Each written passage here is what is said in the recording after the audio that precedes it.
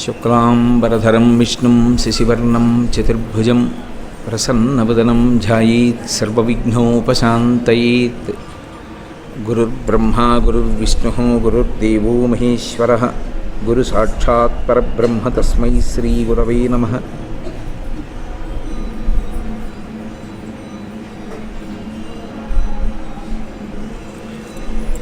వ్యాసాయ విష్ణురూపాయ వ్యాసరూపాయ విష్ణవే నమో వై బ్రహ్మనిధయే వాసిష్ఠాయ నమో నమః. కూజంతం రామ రామీతి మధురం మధురాక్షరం ఆరుహ్య కవితాశాఖాం వందే వాల్మీకికోకిలం. శ్రుతిస్మృతిపురాణానాం ఆలయం కరుణాలయం నమామి భగవత్పాదశంకరం లోకశంకరం. వాగర్ధావివ సంపృక్తౌ వాగర్ధప్రతిపత్తయే జగతః పితరౌ వందే పార్వతీ పరమేశ్వరౌ. సూక్తిం సమగ్రేతున స్వయమేవ లక్ష్మీః శ్రీరంగరాజమహిషీ మధురైః కటాక్షైః. వైదగ్ధ్యవర్ణగుణగుంభనగౌరవైర్యాం కండూలకర్ణకుహరాः కవయోధయంతి. హైమోర్ధ్వపుండ్రమజహన్మకుటం సునాసం మందస్మితం మకరకుండలచారుగండం. బింబాధరం బహుళదీర్ఘకృపాకటాక్షం శ్రీవేంకటేశముఖమాత్మని సన్నిధత్తాం. విమలపటీ కమలకుటీ పుస్తకరుద్రాక్షసస్తహస్తపుటీ కామాక్షీ పక్ష్మలాక్షీ కలిత విపంచీ విభాసి వైరించీ.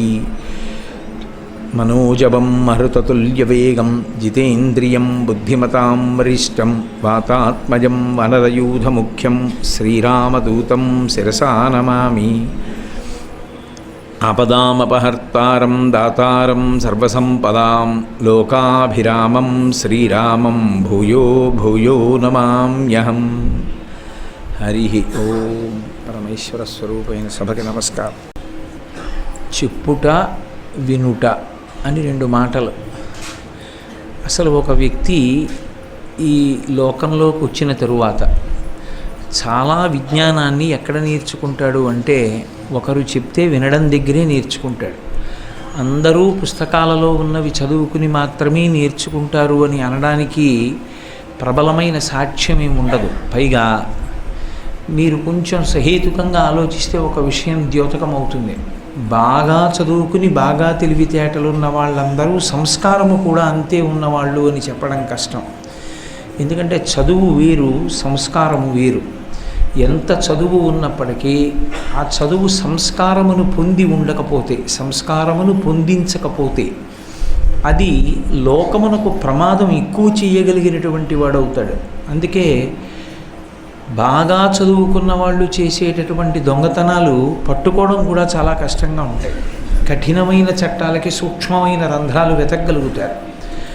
అమాయకంగా ఉండేవాడు, ఎక్కువ చదువుకోనివాడు ఏదైనా తప్పు పని చేసినా వెంటనే దొరికిపోయేటట్టే ఉంటుంది. అందుకే అన్ని వేళలా చదువు సంస్కారం ఇచ్చేస్తుందా అంటే అలా చెప్పడం కష్టం.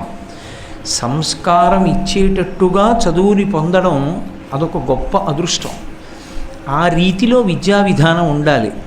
ఆ రీతిలో విద్యార్థి తయారు కావలసి ఉంటుంది. అందుకే కేవలం ఏదో గ్రంథ పఠనము వలన మాత్రమే విద్యావంతుడవుతాడు అని శాస్త్రం అంగీకరించదు. చాలా భాగం ఎక్కడి నుంచి వస్తుంది అంటే వినడము వలన తెలుసుకుంటాడు.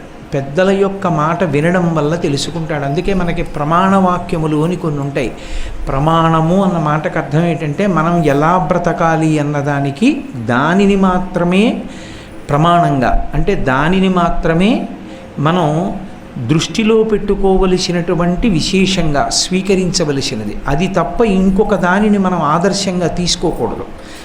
అలా తీసుకోవలసినటువంటి వాటిలో మొట్టమొదటిది ఏది అంటే శృతి. శృతి అంటే వేదం. వేదాన్నే ప్రమాణంగా తీసుకోవాలి. వేదం ఎలా చెప్పిందో అలాగే జీవనం చెయ్యాలి. మేము వేదం చదువుకోలేకపోయామండి అన్న వాళ్ళ కోసం శృతికి కింద స్మృతి ఉంటుంది. స్మృతి అంటే వేదంలో ఉన్నటువంటి భాగాలని ఎక్కడెక్కడ ఏ ఏ విషయాలు అవసరమవుతాయో ఆ విషయాలన్నింటినీ తీసి ఋషులు క్రోడీకరిస్తారు. పరాశర మహర్షి క్రోడీకరించారు, అందుకని పరాశర స్మృతి. అత్రి మహర్షి క్రోడీకరించారు, అత్రి స్మృతి. యాజ్ఞవల్క్య స్మృతి అని వాళ్ళ మహర్షుల పేరు మీద స్మృతి గ్రంథాలు ఉంటాయి. అందుకే రఘువంశం చేస్తూ కాళిదాస మహాకవి ఒక మాట అంటాడు, శృతిరివార్ధం స్మృతిరన్వగచ్చత్ అంటాడు. ఆవు వెనక దూడ ఎలా వెళ్ళిపోతుందో వేదం వెనక స్మృతి అలాగే వెడుతుంది. అందుకని శృతికి స్మృతికి భేదం ఉండదు. శృతి చదవనివాడు అంటే వేదం చదువుకోనివాడు, వేదం తెలియనివాడు స్మృతి గ్రంథాన్ని ఆదర్శంగా తీసుకుని అది ఎలా చెప్పిందో అలా జీవనం చేయవచ్చు. అప్పుడు అది ధార్మికమైన జీవనమే అవుతుంది. ఇక నేను స్మృతి కూడా తెలియదండి అన్నవాడికి పురాణానికి ఒక లక్షణం ఉంటుంది. పురాణమునకు చరిత్రకు ఒక ప్రధాన భేదం ఉంటుంది. పురాణము చరిత్ర కాదు. చరిత్ర అంటే ఒక వ్యక్తి పుట్టిన దగ్గర నుండి ఆ వ్యక్తి శరీరాన్ని విడిచిపెట్టే వరకు మాత్రమే చెప్పగలదు. ఒక శ్రీకృష్ణదేవరాయల వారు ఎప్పుడు పుట్టారు, శ్రీకృష్ణదేవరాయల వారు ఎలా పెరిగారు, ఆయన ఏం సాధించారు, ఆయన శరీరం ఇప్పుడు విడిచిపెట్టేసేవారు, ఎప్పుడు విడిచిపెట్టారు, అక్కడ వరకే చరిత్ర చెప్తుంది. శ్రీకృష్ణదేవరాయల వారు శరీరం విడిచిపెట్టేసిన తర్వాత ఆయన జీవుడు ఏమయ్యాడు అంటే దాన్ని చరిత్ర చెప్పలేదు. కానీ పురాణం అలా కాదు. పురాణంలో సర్గశ్చ ప్రతిసర్గశ్చ వంశో మన్వంతరాణిచ వంశానుచరితం చైవ పురాణం పంచలక్షణం. పురాణం అంటే 5 లక్షణములతో ఉంటుంది. ఆ 5 లక్షణములలో అసలు ఒక జీవుని యొక్క యాత్ర కూడా చెప్తారు. మీకు మహాభాగవతం చూస్తే శ్రీమద్భాగవతంలో భరతుడు అని ఒక ఆయన ఒక జింకతో సంగం పెట్టుకున్నందుకు ఆయన ఏమయ్యాడు అన్నది చెప్తారు. గర్భస్థమైనటువంటి పిండం ప్రహ్లాదుడు ఎందుకు వినగలిగాడు, విన్న ప్రహ్లాదుడికి ఎందుకు గుర్తుంది, తల్లికి ఎందుకు జ్ఞాపకం లేదు, ఈ విషయాన్ని కూడా చెప్పగలుగుతుంది. హిరణ్యకశిపుడు ఎవరు, హిరణ్యకశిపుడు ఏ శాపం వలన ఎక్కడి నుంచి ఈ జన్మలోకి వచ్చాడు, ఆ తర్వాత ఏమవుతాడో కూడా పురాణం చెప్తుంది. ఈ చెప్పినప్పుడు జీవుడి యాత్రలో ధర్మాధర్మ వివక్ష చేస్తుంది. ఏ ధర్మం పట్టుకోవడం వల్ల అలా అయ్యాడు, ఏ ధర్మాన్ని విడిచిపెట్టడం వల్ల అలా పతనమైపోయాడు. అందుకే పురాణం వింటే ఏం తెలుస్తుంది అంటే వేదంలో చెప్పినటువంటి విషయాన్ని భూతద్దం పెట్టి పురాణం చూపిస్తుంది. అయితే పురాణంలో వేదంలో ఉన్న విషయాన్ని చెప్పడానికి కాల్పనికమైనటువంటి కథతో చెప్పరు, యథార్థముగా జరిగినటువంటి విశేషాలతోటే వేదంలో ఉన్న విషయాన్ని భూతద్దంలో పెట్టి చూపిస్తారు. అందుకని శృతి స్మృతి పురాణం విన్నా కూడా. అందుకే పురాణం చెప్పడం అనేటటువంటిది ప్రధాన భాగమైంది. ఎందుకు పురాణం చెప్తారు అంటే పురాణం చెప్పడం ఏదో కాసేపు కథ చెప్పడం కోసం కాదు, జీవన మార్గాన్ని దిద్దుకోవడం కోసం. ఎందుకు వింటారు పురాణం అంటే పురాణమును వినడం చేత ఇలా మనం బ్రతకకపోతే తరువాతి కాలంలో ఎన్నో ఇబ్బందులు ఎదుర్కోవలసి ఉంటుంది. ఒక్కసారి మనుష్య ఉపాధి కానీ జారిపోయిందా, అందులోంచి జీవుడు బయటికి వెళ్ళిపోయాడా, ఇక మళ్ళీ మనుష్య ఉపాధిలోకి వస్తే తప్ప కర్మాధికారం ఉండదు, ఏది చేయడానికి అవకాశం ఉండదు. ఎంత కష్టపడవలసి ఉంటుందో ఇది తెలుసుకున్న నాడు అసలు ఉపాధి యొక్క విలువ తెలుస్తుంది. ఇందులో ఉండడం ఎంత గొప్ప విషయం రా అన్నది అర్థమవుతుంది. మీకు నేను ఒక్క ఉదాహరణ చెప్పాలంటే, ఇప్పుడు ఏదో నేను ప్రసంగం చేస్తున్నాను, మనందరం మనుష్యులం కాబట్టి ఇక్కడికి చేరాం. ఇప్పుడు ఈ సభలో ఒక కుక్క ఎక్కడి నుంచైనా పరిగెత్తుకొచ్చింది అనుకోండి, ఆ కుక్కని సభలో ఉంచకూడదు కూడా, ఆ కుక్కని బయటికి తరిమేస్తాం. అది ఆ జీవుడికి ఆర్తి ఉన్న లోపల కుక్క ఉపాధిలో ఉన్న కారణం చేత లోపలికి రాడు. ఒకవేళ వచ్చిన అతనికి అర్థమవుతుందని నమ్మకం ఉండదు. అర్థమైనా అతను ప్రీతితో భగవన్నామని చెప్పడానికి అతని ఉపాధి సహకరించదు. ఉపాధి సహకరించేది, ఉపాధి ఉపయోగపడేది, పైకి ఎక్కడానికి అవకాశం ఇచ్చే ఉపాధి ఒక్క మనుష్య ఉపాధి, ఇతర ఉపాధులకు అవకాశం లేదు.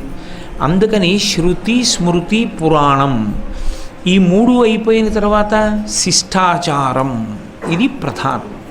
పురాణం వింటాం, స్మృతి వింటాం, శృతి వింటాం. శిష్టాచారం అంటే ఆచారం అంటే ఎలా నడిచాడు అన్నది. ఆచారమేవ వ్యాఖ్యాతి అంటాడు రామచంద్రమూర్తి. ఎవడు ఎలా ప్రవర్తిస్తాడు అన్నదాన్ని లోకం పరిగణనలోకి తీసుకుంటుంది. తీసుకుని ఆయన ఇలా చేశారు కాబట్టి ఇలా చెయ్యొచ్చు అని నిర్ణయం చేసుకుంటుంది. శిష్టాచారం అంటే శాస్త్రమెరిగినటువంటి వాళ్ళు ఎలా ప్రవర్తిస్తారో చూస్తారు. ఓ వాళ్ళు అలా ప్రవర్తించారు కాబట్టి మనం కూడా అలా ప్రవర్తించవచ్చు అని నిర్ణయానికి వస్తారు. అందుకే విషయం తెలిసి ఉండడం వేరు, తెలిసున్న విషయాన్ని ఆచరించడం వేరు. ఆచరణలో లేకపోతే ఎన్ని విషయాలు తెలిసున్నా సరే అది ప్రమాదానికి ఎడుతుంది. అందుకే పోతన గారు భాగవతం చేస్తూ ఒక మాట అంటారు, జ్ఞాన కలునిలోని శారదయువోలే అంటారు. ఎన్నైనా తెలిసి ఉండొచ్చు, అది ఆచారంలోకి రాలేదనుకోండి అది సమాజానికి తప్పుడు సంకేతాలు ఇస్తుంది. అన్ని తెలుసున్నవారు ఆయన అలా చేశారు కదా మనం కూడా అలా చెయ్యొచ్చు అంటారు. అందుకే తెలుసున్నవాడు జాగ్రత్తగా ఉండాలి. కాబట్టి శిష్టాచారం, పెద్దలైన వారు ఎలా ప్రవర్తిస్తారో దానినే ఆచారంగా తీసుకుంటారు. చాలా పరమ దరిద్రం, పరమ దౌర్భాగ్యం అని ఇప్పుడు చెప్పవలసి ఉంటుందంటే ఈ 4 అందుబాటులో లేనప్పుడు. వేదమా తెలియదు, వేదం చెప్పేవాడా లేడు, వేదంలో ఉన్న విషయాల గురించా ఎవ్వరికీ ఏమీ స్పర్శ లేదు, స్మృతి గ్రంథాలు అందుబాటులో లేవు, స్మృతిని చెప్పేవాడు లేడు, పురాణం చెప్పేవాడు లేడు, పురాణాలు దొరకట్లేదు. శిష్టాచారం, అసలు ఆయన నడవడి చూసి మనం అనుసరిద్దామంటే అటువంటి నడవడి కలిగినటువంటి శిష్టుడైనటువంటి వ్యక్తి లేడు. అప్పుడు 5వదిగా దేన్ని స్వీకరిస్తారంటే అంతరాత్మ ప్రబోధం. అంతరాత్మ ఏం చెప్తుందో దాన్ని పాటించాలి. అంతేకాని మొదటి 4 విడిచిపెట్టి అంతరాత్మ ప్రబోధాన్ని తీసుకొచ్చి మొట్టమొదటి ప్రమాణం కింద చెప్పి అంతరాత్మ ప్రబోధం ప్రకారం చేస్తాననకూడదు. మొదటి ప్రమాణం శృతి. శృతి, స్మృతి, పురాణ, శిష్టాచార, అంతరాత్మ ప్రబోధాలు. ఈ ప్రమాణములన్నీ కూడా చెబుతూ ఉంటాయి. మీరు చాలా జాగ్రత్తగా విషయం తెలుసుకోవాలి. అందుకే శంకరాచార్యుల వారి మీద శ్లోకం చెప్తే శృతి స్మృతి పురాణానాం ఆలయం కరుణాలయం నమామి భగవత్పాదశంకరం లోకశంకరం అంటారు. శృతి స్మృతి పురాణములు ఎవరి పాదములు పట్టుకుంటే ఏ విధమైన అయోమయం లేకుండా అర్థమవుతాయో, అర్థం అవడం చేత ఆచరించడానికి అవకాశం కలుగుతుందో, అలా ఆచరించడానికి అవకాశం కలిగించినటువంటి ఏ పాదం భగవంతుణ్ణి అందుకోవడానికి ఆసరా చేస్తోందో అటువంటి పాదములు కలిగిన శంకర భగవత్పాదులకు నమస్కరించుచున్నాను. అంటే జగద్గురువులు కనుక వారి మీద శృతి స్మృతి పురాణానాం ఆలయం కరుణాలయం. వారు ఎందుకు అలా ఇవ్వాలి? ఎందుకు శంకరాచార్యులు వారంత తాపత్రయపడ్డారంటే కరుణాలయం. వారి స్వరూపము దయ, విశేషమైన దయ కలిగిన వారు కాబట్టి అయ్యో వీళ్ళు పాడైపోతారే నేను చెప్పకపోతేనని ఆయన చెప్పారు కాబట్టి కరుణాలయం. నమామి భగవత్పాదశంకరం లోకశంకరం. లోకమునకంతటికీ ఉపకారం చేసేటటువంటి శంకర భగవత్పాదుల యొక్క పాదములకు నమస్కరించుచున్నాను అని జగద్గురువులకి నమస్కారం చేస్తాం. కాబట్టి 5వది అంతరాత్మ ప్రబోధం. ఇవన్నీ కూడా మీరు గమనించండి, చెబుతూ ఉంటాయి, అన్నీ చెప్తాయి. శృతి చెప్తుంది, స్మృతి చెప్తుంది, పురాణం చెప్తుంది, అంతరాత్మ చెప్తుంది, శిష్టాచారం చెప్తుంది. ఇలా నడవాలన్నమాట అని అర్థమవుతుంది. ఆయన నడవడియే పాఠంగా మారుతుంది. ఇవన్నీ చెప్తాయి ఎవరికి? 84 లక్షల జీవరాశులలో 83,99,999 జీవులకు ఈ 5 అక్కర్లేదు. ఎవరికి కావాలి అంటే ఒక్క మనుష్య ప్రాణికే కావాలి. ఎందుకు మనుష్య ప్రాణికి కావాలి అంటే ఆ ఉపాధిలో ఉన్నవాడొక్కడే తరించడానికి అవకాశం. మిగిలిన ఏ ప్రాణికి కూడా తరించే అవకాశం లేదు. తరించుట అన్న మాటకు అర్థం ఏంటంటే దాటుట అని. ఏది దాటుట అంటే జనన మరణ సముద్రమును దాటుట. జనన మరణములనేటటువంటి సముద్రాన్ని దాటి ఆవలి ఒడ్డుకి చేరుకోవడానికి తెప్ప అని ఒకటి ఉంటుంది, నౌక. ఆ నౌక ఉంటే కదా వెళ్ళిపోవడం, సముద్రాన్ని దాటగలం. పరమేశ్వరుడు నౌకగా ఇచ్చినటువంటి ఉపాధి ఒకే ఒక్కటి, అదే మనుష్య శరీరం. ఆ మనుష్య శరీరానికి ఉండేటటువంటి అర్హత ఏ ఇతర ఉపాధులకు లేవు. ఈ చేత్తో హస్తయో అర్ఘ్యం సమర్పయామి అనో నీటి చుక్క విడిచిపెట్టగలను. ఒక్క పువ్వు పరమేశ్వరుడి పాదాల మీద వెయ్యగలను. ఏమీ చెయ్యకపోతే 2 చేతులు ఇలా కలిపి తల ఉంచి ఒక్క నమస్కారం చెయ్యగలను. ఇది ఇతర ప్రాణులకు సంభవమయ్యే విషయం కాదు. ఉపాధి చేత చాలా గొప్పవైన వాటి నుండి స్రవించే పదార్థాన్ని కూడా అవి తమ కర్మకు ఉపయోగించుకోలేవు. అది వాటి పరిమితి. కస్తూరి మృగం ఉందనుకోండి, కస్తూరి మృగంలోంచి కస్తూరి వచ్చినా ఆ కస్తూరిని ఈశ్వరుడికి కస్తూరి మృగం పట్టుకెళ్ళి సమర్పణం చేయకూడదు. అది వెళ్ళదు ఆలయంలోకి. ఆ కస్తూరి తీసుకుని ఎవడు లోపలికెళ్ళి ఈశ్వరుడికి ఇచ్చాడో వాడికి పుణ్యం. అలాగే ఒక ఆవు ఉందనుకోండి, దాని పాలతో అది అభిషేకం చెయ్యదు. దాని పాలు తీసి నేను అభిషేకం చేస్తాను. చేస్తే పుణ్యం ఎవరికి? నాకు.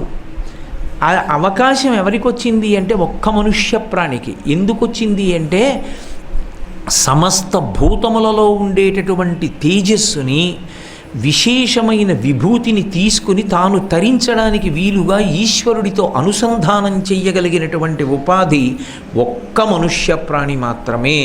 అన్యులకు అది లేదు. అందుకనే అంత గొప్ప ఉపాధి తరించడానికి అవకాశం ఎక్కడుంటుంది అంటే చెప్పిన మాట వినడంలో ఉంటుంది. అసలు మనుష్యుడు అన్నవాడికి ఉండవలసిన మొట్టమొదటి లక్షణం ఏమి అంటే ఒకరు చెబితే వినుట.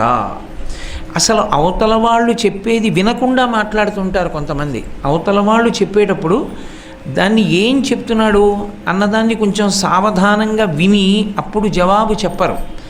మహాత్ములు అసలు వినడం కాదు, చెప్పడానికి కూడా మళ్ళీ ఆలోచించి చెప్తారు. కంచికామకోటి పీఠాధిపత్యం వహించిన చంద్రశేఖరేంద్ర సరస్వతి మహాస్వామి వారు ఎప్పుడైనా ఎవరికైనా జవాబు చెప్పవలసి వస్తే తటాలుని చెప్పేవారు కాదు. విని కొద్దిసేపు కళ్ళు మూసుకుని ఆలోచించి చెప్పేవారు. ఒక ప్రతిపాదన విన్న తర్వాత దాని గురించి ఏం చెప్పాలన్న విషయంలో ఆలోచించి నిర్ణయం చేయాలి తప్ప తొందరపడి మాట్లాడకూడదు. ఎందుకంటే వినేవాడు పాడైపోతాడు అలా మాట్లాడితే. కాబట్టి వినడం అనేటటువంటిది జీవితంలో రాకపోతే అసలు ఆ మనుష్య జన్మకి ప్రయోజనం ఉండదు. నేను ఎవరి మాట విననండి అన్నది జీవితంలో ఒక పెద్ద విశేషంగా చెప్పుకుంటున్నాడు అనుకోండి. నేను ఎవరి మాట వినను అన్నాడు అనుకోండి, అంతకన్నా జారుడి మెట్ల మీద నిలబడిన వాడు ఇంకొకడు ఉండడు. అసలు జీవితంలో తరించడానికి మార్గం ఏమిటంటే చాలా తేలిక మార్గం ఏమిటి అంటే వినడం ఒక్కటే. అందుకే ఒక మాట చెప్తారు, పునర్జన్మయందు విశేషమైనటువంటి భక్తి తత్పరుడిగా, ఇంకా అంతా ఇంత భక్తి కాదది, పరమేశ్వరుని యందు తిరుగులేనటువంటి భక్తితో, అచంచలమైన భక్తితో పుట్టుకతోనే ఎందుకు వస్తారంటే సత్పురుష సహవాసం చేత వస్తారు. ప్రహ్లాదుడు ఎందుకు అంత భక్తితో పుట్టాడు, పుట్టుకతో ఎందుకు వచ్చింది ఆ భక్తి అని అడిగితే పోతన గారు భాగవతంలో చెప్పారు, ఈయనకి గత జన్మల యందు సత్సంగమున్నది అన్నారు. సత్సంగత్వే నిస్సంగత్వం, నిస్సంగత్వే నిర్మోహత్వం, నిర్మోహత్వే నిశ్చలతత్వం, నిశ్చలతత్వే జీవన్ముక్తి అంటారు శంకర భగవత్పాదులు. ఒక సత్పురుషుడితోటి సహవాసం ఉందనుకోండి, ఆయన చెప్పే మాటలని ఎప్పుడూ వింటూ ఉంటాడు. సహవాసం ఉండడం వల్ల ఉండే ప్రయోజనం ఏమిటంటే దగ్గరగా ఉంటాడు.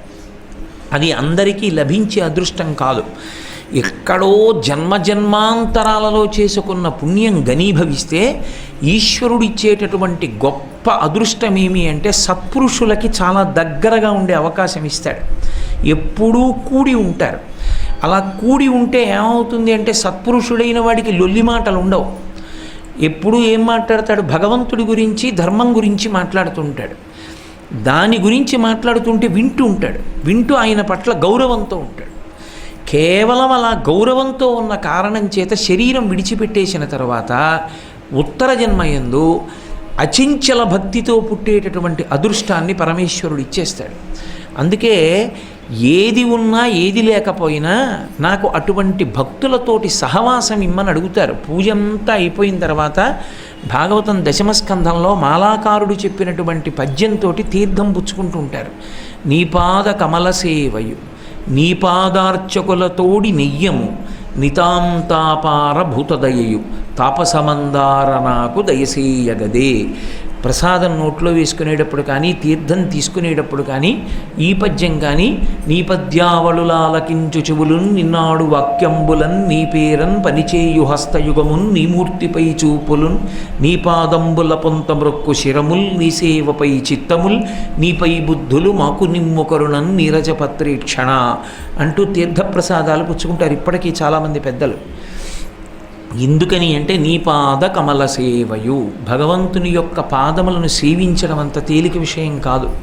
అంతటి భక్తి కుదురుకోవడం అంటే అది ఎక్కడో పూర్వజన్మలలో చేసుకున్న పుణ్యం. అందుకే శంకరులు అమ్మవారి గురించి ఒక మాట చెప్పడం అంత తేలికేం కాదు అన్నారు. శివశక్త్యాయుక్తో ఇది భవతి శక్త ప్రభవితుం నచేదేవం దేవో నఖలు కుశల స్పందితుమపి అతస్త్వాం ఆరాధ్యాం హరిహర విరించాదిభిరవి ప్రణంతుం స్తోతుం వా కథమకృత పుణ్య ప్రభవతి.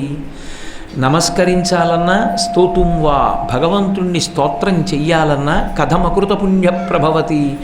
గతంలో ఏదో పుణ్యం చేసి ఉండకపోతే ఎక్కడి నుంచి వస్తుందో ఆ అదృష్టం రమ్మంటే అది వచ్చేది కాదు.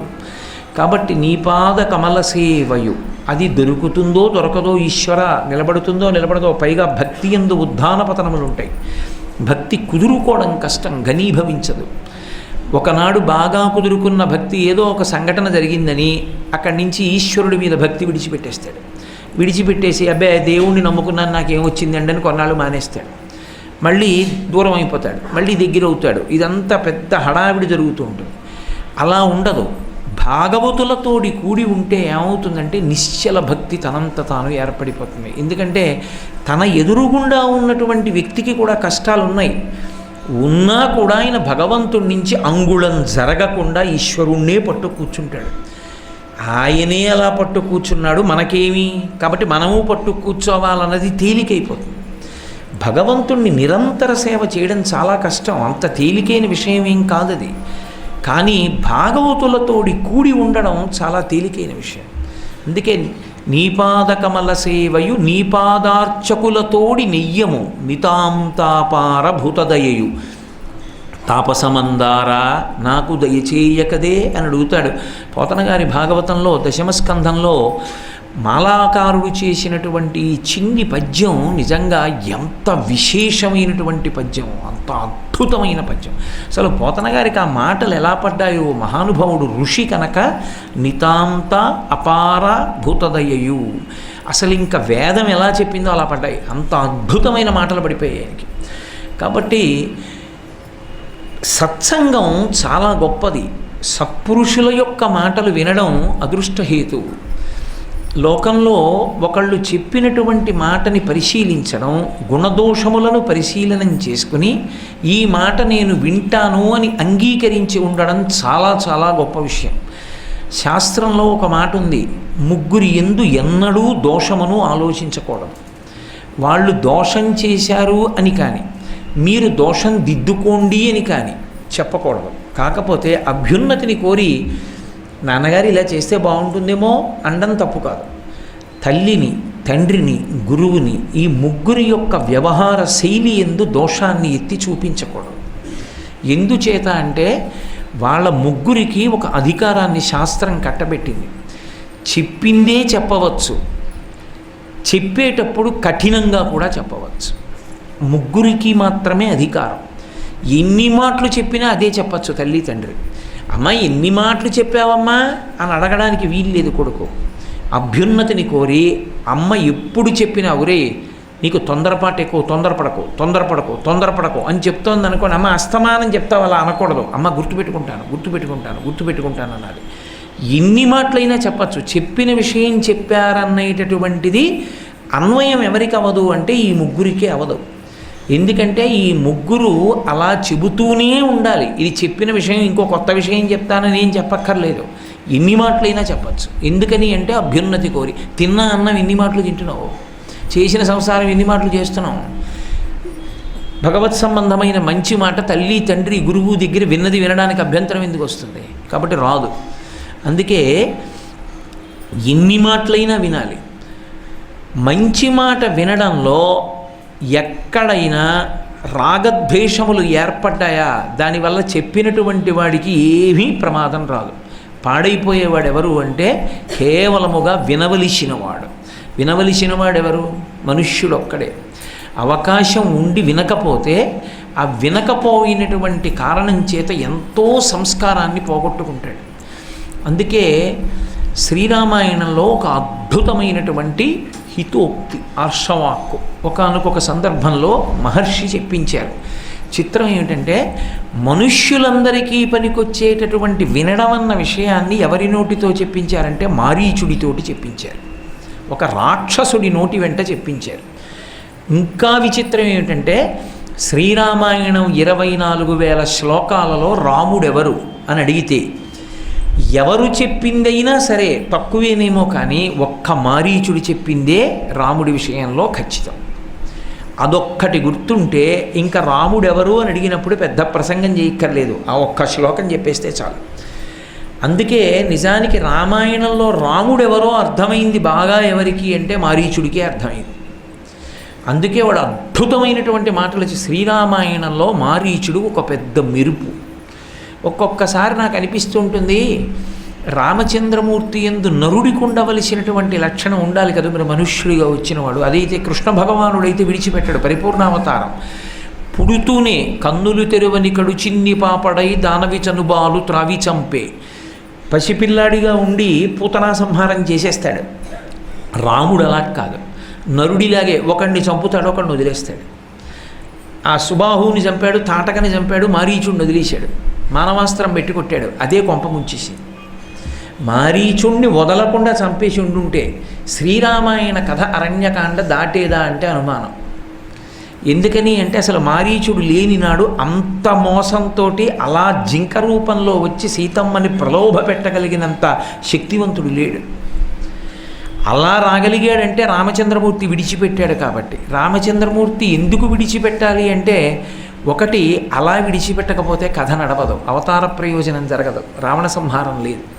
పైకి నరుడు ఎలా ప్రవర్తిస్తాలో అలా ప్రవర్తించాలి. నరుడు చూడండి, నలుగురిని ఏదో శిక్ష వేసి ఒకళ్ళని వదిలిపెట్టేసినట్టు, ఇంకా వీడేం చేస్తాడు లేదు అంటూ ఉంటాను చూడండి, అలా వదిలిపెట్టాడు రాముడు కూడా. ఆ వదిలిపెట్టేయడమే ఒకానొక సమయంలో కొంప ముంచేసింది అరణ్యకాండలో.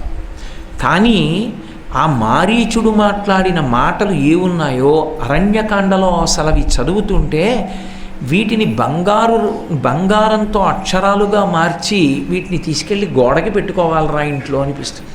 అబ్బో, ఎంత అద్భుతమైన విషయాలు మాట్లాడేశాడు. రావణాసురుడు వచ్చాడు మారీచుడి దగ్గరికి. మారీచుడు మంత్రి, రావణాసురునికి ఉన్నటువంటి మంత్రి మండలిలో ఒక మంత్రి మారీచుడు కూడా. వచ్చి ఆయనతో మాట్లాడుతూ ఒక మాట అంటాడు, రావణుడంటేనే అబద్ధాల పుట్ట, ఎప్పటికీ ఎలా అవకాశం ఉండి మాట్లాడచ్చో అలా మాట్లాడుతూ ఉంటాడు తప్ప దానికి ఒక నిబద్ధత ఉండదు వాక్కుకి.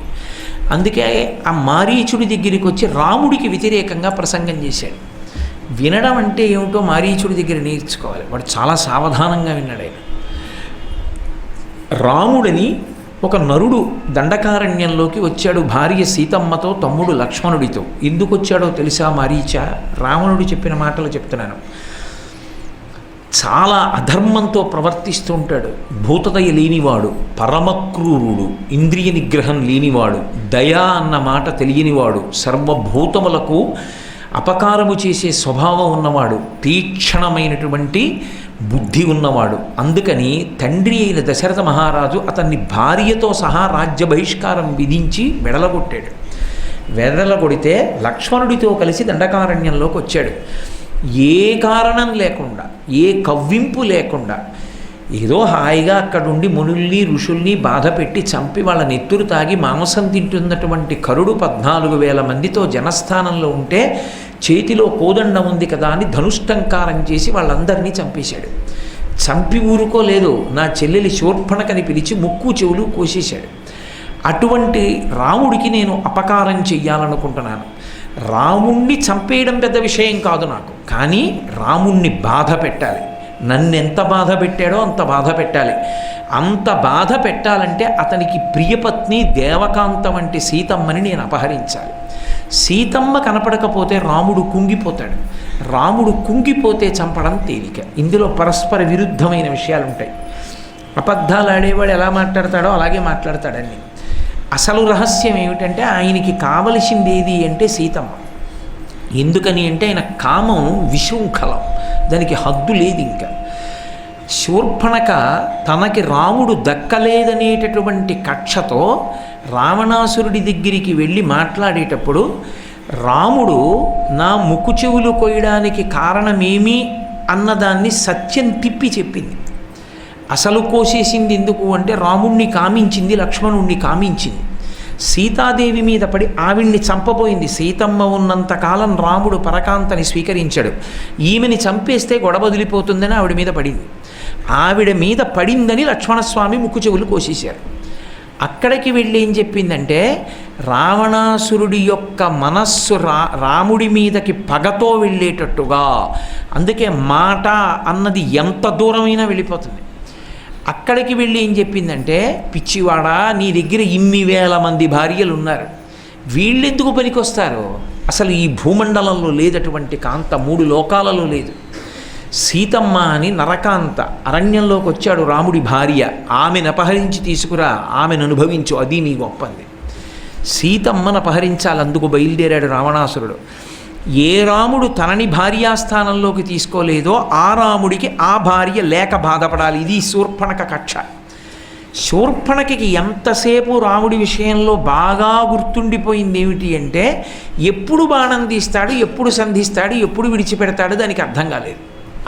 ఆ భుజం తిరుగుతుందంతే. అసలు అదే చెప్పుకుంది, నాకేం కనపడలేదా, ఆయన భుజం తిరిగిందంతే. పడిన బాణాలు చచ్చిపోయిన వాళ్ళు కనపడ్డారు, ఆయన బాణం సంధించడం నాకు కనపడలేదని చెప్పింది. అంత వేగంగా వేస్తాడు ఆయన బాణాలు.